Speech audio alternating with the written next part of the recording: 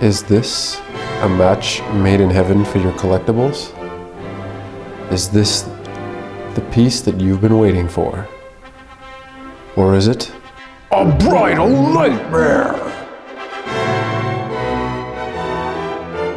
You're about to find out here on Predatorstuff.com when we review the Sideshow Berserker biohelmet. Enjoy.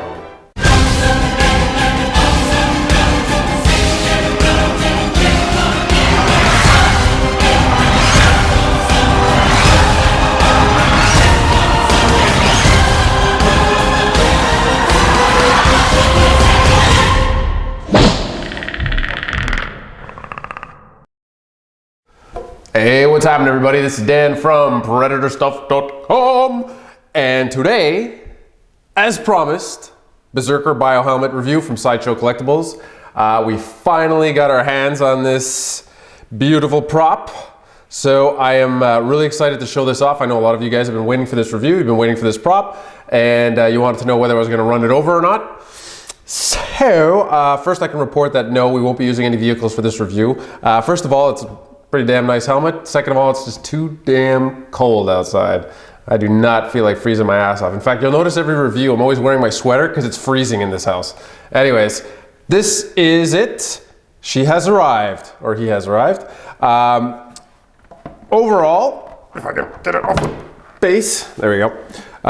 Overall, it is definitely a nice prop. We'll start off with the good. We'll start off with the good stuff. And then we'll talk about some things that are probably I would have done differently. But you know, hey, I don't work for Sideshow Production. But, so there is some good and there is some bad. The good news, the best news of all, is we've got real lenses, ladies and gentlemen. Real lenses. We got plastic see-through Lexan lenses. In fact, where's my flashlight? I hit it right over here. Boop, boop, boop. There, I'm sure you can see that. So they are see-through. Now, are they see-through to the point that you can wear it? No. I mean, you can look in it and you can see through it, but it's distorted. The plastic is really thick. But you do get the effect. They look nice and shiny. Right here, it's nice and shiny. It's reflective. It looks like the movie. It looks fantastic. So congratulations, Sideshow, on finally going with real lenses. I guess you kind of learned your lesson last time, huh? I'm really happy about this. So this was a perfect decision, and that to me, that was a make it or break it deal on this helmet. In fact, the rest of it, it could have been just a big lump of poop with some plastic lenses on the top, and I would have been happy. So I'm very, very pleased about that. So way to go. Really glad we got the lenses. Now, in terms of the sculpt, the helmet is all one solid piece. The base, by the way, weighs a ton. Look at that sucker. Somebody breaks into your house, you just pata on the top of their head and it's over. Anyways, so the helmet was sculpted and cast all as one piece. And that's actually a little bit of a disappointment. Like the jawbone here it's all one piece and they just painted the jawbone. So it's not like the jawbone was separate, they painted it and connected to the helmet.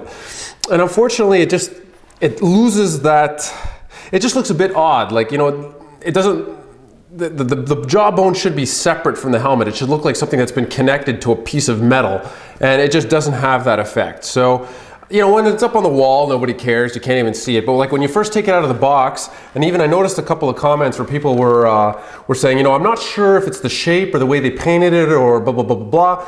You know, they found something off about the jawbone. Well, as soon as I opened it, I said, why does it look weird? And then I noticed right away that it was because the jawbone is actually part of the same casting as the helmet. But I understand for production, that's just a heck of a lot easier. It's easier to paint it that way. It's easier for assembly, you know, or lack thereof, and as well as breakage. There's a far less chance this is going to break in shipping if it's all just one giant solid piece. So, you know, that's just the way it goes. Other than that, the sculpt itself is very well done. I like the way that they've done the scratches and the denting and everything else.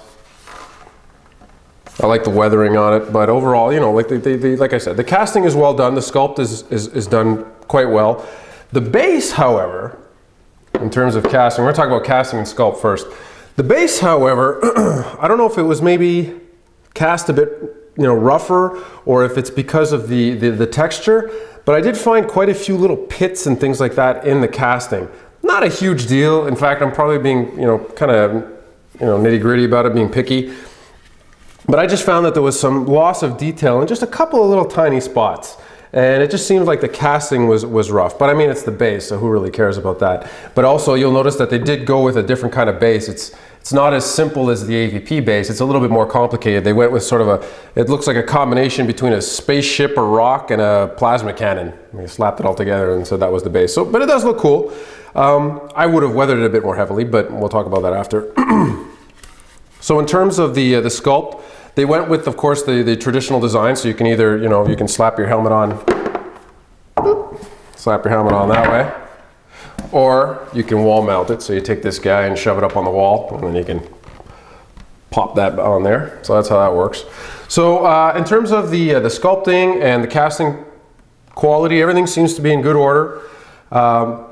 Everything seems to be good. This guy, like I said, is a bit rougher. I don't know. It just seems I don't know. Looks a little bit rough in the casting, but that's okay. Not a huge deal. Like I said, it's the base, so who cares? Finishing, painting. The paint job is actually very simple, and I just slammed my knee against the brick on the bar. Oh my God, that hurt. Oh. Anyways, the paint job on this guy is very, very, very simple. It's not quite black. I don't know, it's like a flat black, but with like a little tint of brown in it. Like if you put it against something black, it looks like a very, very, very, very dark brown. And then what they've done is they've just sort of there's little dark copper spots all over it. Like they took a paintbrush, dipped it in the copper paint, just sort of flicked it all over the place. But again, the copper effect is very, very, very dark. I mean, if I hold it out here, I don't even see the spots. It's if you hold it up close and you see it. So the paint job is quite simple. What they've done is they've done sort of this weathering pattern where all the little, the dent marks and gouges are. And it's like they took a brush with silver and just sort of did this with it. I'm not too keen on the effect that they did. It doesn't really look like a blast mark. I think what they tried to do is to make it look like scratches. In fact, on the brow, right here, they've got these scrapes. But I'm not sure if the effect necessarily works the way they intended it, because if you look at it, it looks like somebody just took the helmet. So rather than it having wear and tear from years of use and years of battles and that sort of thing, especially here on the brow, here and here above the eyes, it's like somebody, the helmet was fully finished and then somebody accidentally dropped it and dragged it across the ground. That's actually kind of how it looks. So I don't know if it's a good thing that I can't tell whether it's painted or it's actually damaged. But either way, I don't know, I don't think the effect quite works because it looks like it's just a one-time thing where that helmet was accidentally dropped on the ground. That's kind of what it comes off as. So you actually look at it and go, did they drop this when they were packing it, or is this, a weathering effect? So there is a little bit, like I said, a little bit of weathering, but I'm not sure that it necessarily works the way I want it to. What are you gonna do? It's certainly more detailed than the Scar and the Celtic helmets in terms of those guys, that was just a silver paint. I mean, it wasn't any more complicated than that. So this does have a little bit more to it, but it's still, again, fairly simple. The jawbone section works quite well. So that, it looks like weathered bone. That's fine, totally cool. That's well painted. If I were to really complain about anything, it would be that where the jawbone connects to the helmet, like where the molding takes place, right in here, well, they've got to try and paint the brown. It's not like they could paint the whole helmet and then paint the jawbone separately and connect it, right? So they got to try and mask it off and paint in here. And there's a few places where the dark color of the helmet is painted onto the bone. And again, that takes away from the illusion that this is connected on there separately. It just, I don't know, that part just doesn't work. But like I said, when you're holding in your hands like this, it's not a huge deal. But when it's up on the wall, it's not so bad. And again, they've got you can see here, you got the Lexan lenses in there, the plastic. And you got the little battery door and the little light switch there, turn on your lasers.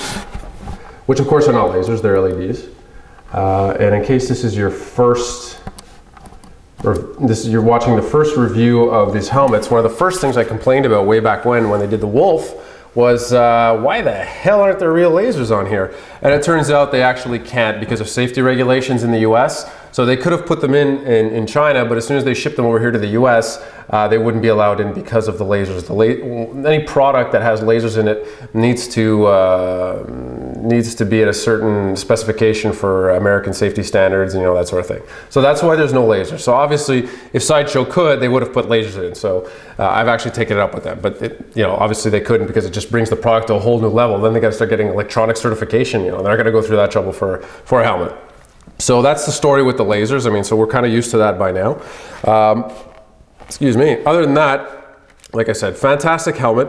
It looks really, really good. Like I said, there's just a little bit, I don't know, the weathering I'm not too fond of on the helmet itself. And I don't like the fact that the jawbone is all part of the same casting. Those are really the two negatives that I have about it.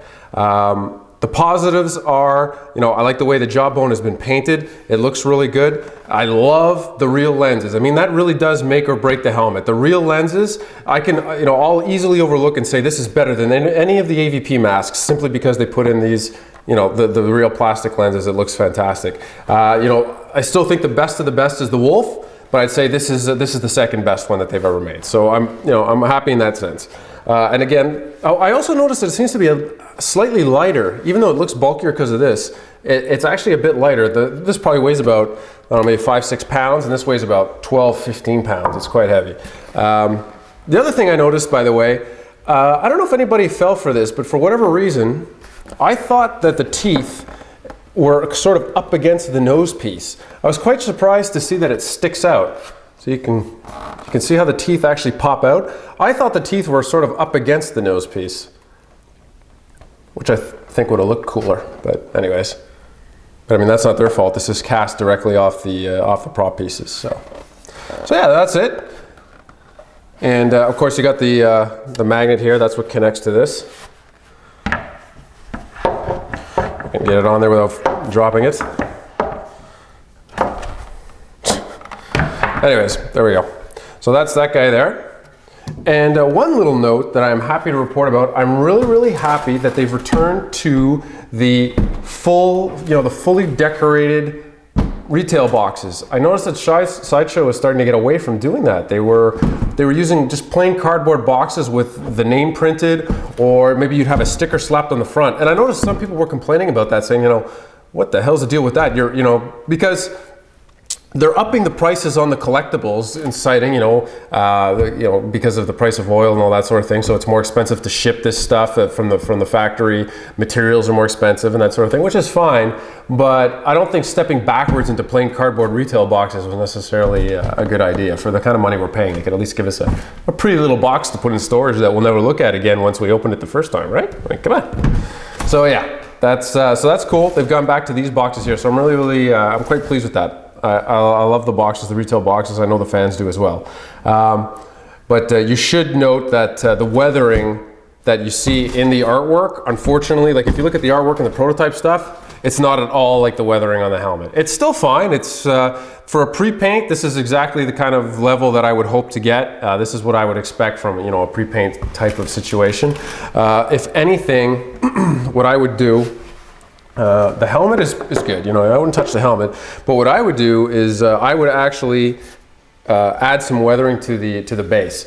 The base itself only has a little bit of weathering here where they've dry brushed it, all along the top, but the rest of it seems like they really just put on silver paint and barely weathered it at all. So what I would do is I'd take a damp sponge and I would just be putting black paint all over this and then going at it with a towel and just cleaning it all off. And that's the easiest way and the most effective way to weather these pieces. So I would have weathered the base a bit more, but again, once the helmet's on there, you don't even really see it, so it's not that huge of a deal. So overall, Sideshow did a really good job on this, way the hell better than the AVP helmets, that's for damn sure. So, I'm really happy about that. No complaints on that one. Definitely better. In terms of any improvements that I would do, I understand, again, because of production, it's easy, they have to think about the whole production and assembly standpoint, not just, they're not creating two pieces, they're creating, 500 or 700 or how many are, 750 these guys? 750 of these guys. So they got to make it as painless as possible for the production team. So I understand why this is all one piece, but I think my only real objection would have been, this should have been a separate piece that looks connected. Even if they ship separately and they came up with a way that connected to the bottom, I think that would have improved the piece greatly. But other than that, fantastic piece, and it looks phenomenal up on the wall. I had it sitting on my wall in the office, and it looks absolutely kick-ass. So no complaints there. It looks great. So overall, I'm quite pleased with this. Like I said, better than the AVP pieces. So if this is a helmet that you're considering to buy, I would definitely go for it. Especially, I would take this over any of the AVP ones. So if there's any must-haves that you gotta have, I'm telling you, it's the Wolf and this guy. Kick ass. I hope the rest are equally as good as this, if not even better. But very happy with this. So good job, Sideshow. I'm happy. Loving this one. Definitely, this is a keeper for me. So that's it. I would love to hear your feedback on this helmet. If you've got one, I'd like to know if you agree, disagree. Tell me what you think. Tell me what you think about the review, all that good stuff.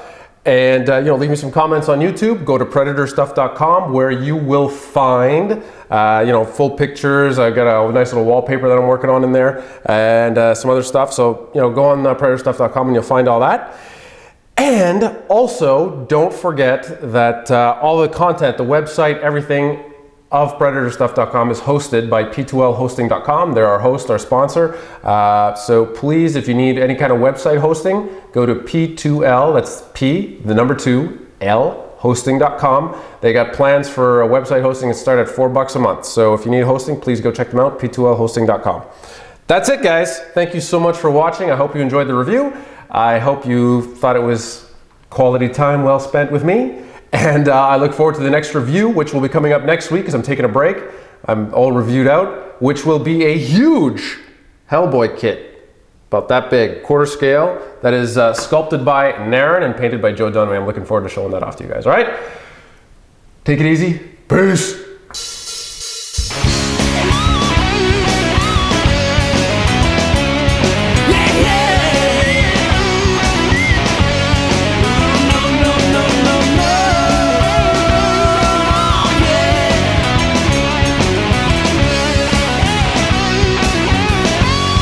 Here on Predatorstuff. You're about to find. You'll find out right after the jump here on Predatorstuff.com.